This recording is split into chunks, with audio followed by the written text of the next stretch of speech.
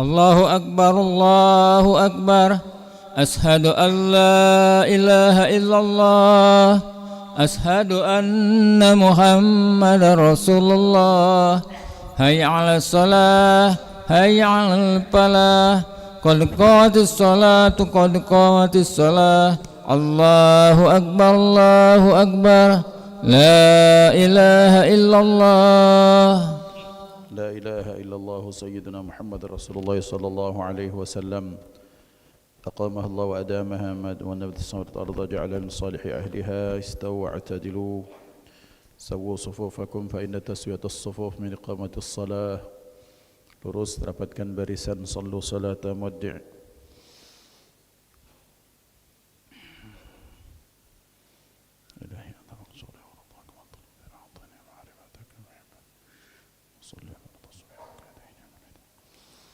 Allahu Akbar.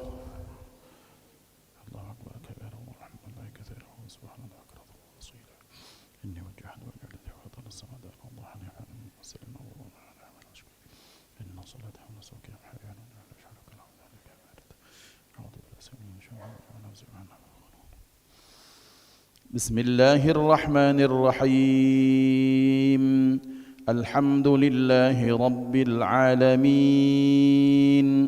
الرحمن الرحيم مالك يوم الدين إياك نعبد وإياك نستعين اهدنا الصراط المستقيم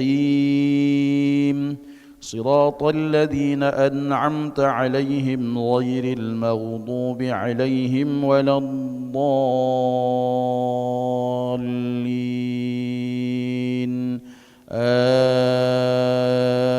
آمين.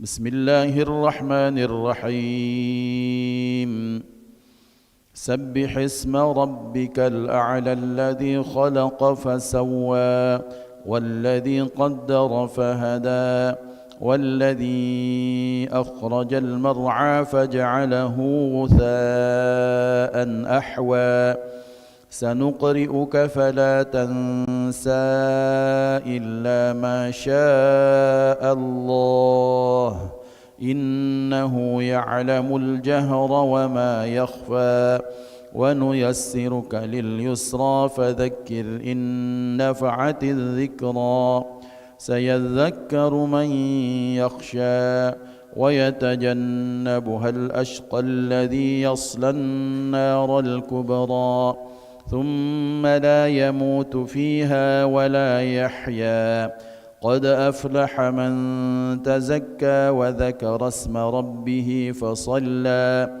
بل تؤثرون الحياة الدنيا والآخرة خير وأبقى إن هذا لفي الصحف الأولى صحف إبراهيم وموسى. الله أكبر.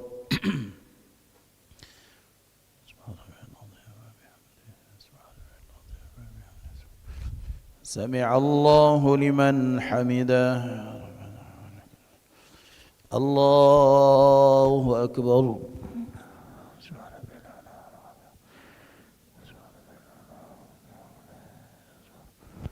الله أكبر.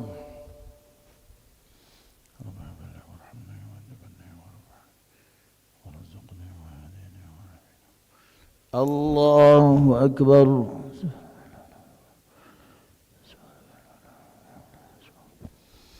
الله أكبر. بسم الله الرحمن الرحيم الحمد لله رب العالمين الرحمن الرحيم مالك يوم الدين إياك نعبد وإياك نستعين اهدنا الصراط المستقيم صراط الذين أنعمت عليهم غير المغضوب عليهم ولا الضالين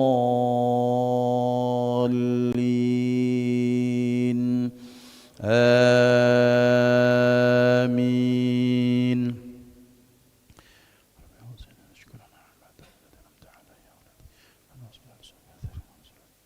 بسم الله الرحمن الرحيم. لإيلاف قريش إيلافهم رحلة الشتاء والصيف فليعبدوا رب هذا البيت الذي أطعمهم من جوع وآمنهم من خوف. الله أكبر. سبحان الله. سمع الله لمن حمده.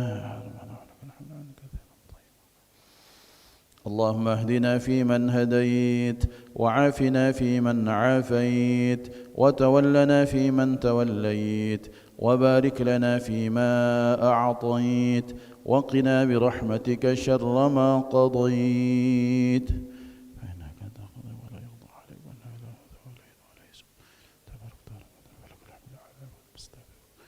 صلى الله على سيدنا محمد النبي الأمي وعلى آله وصحبه وبارك وسلم. الله أكبر.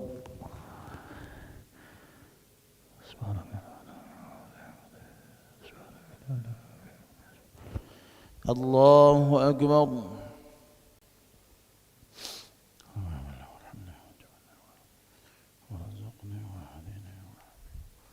الله أكبر.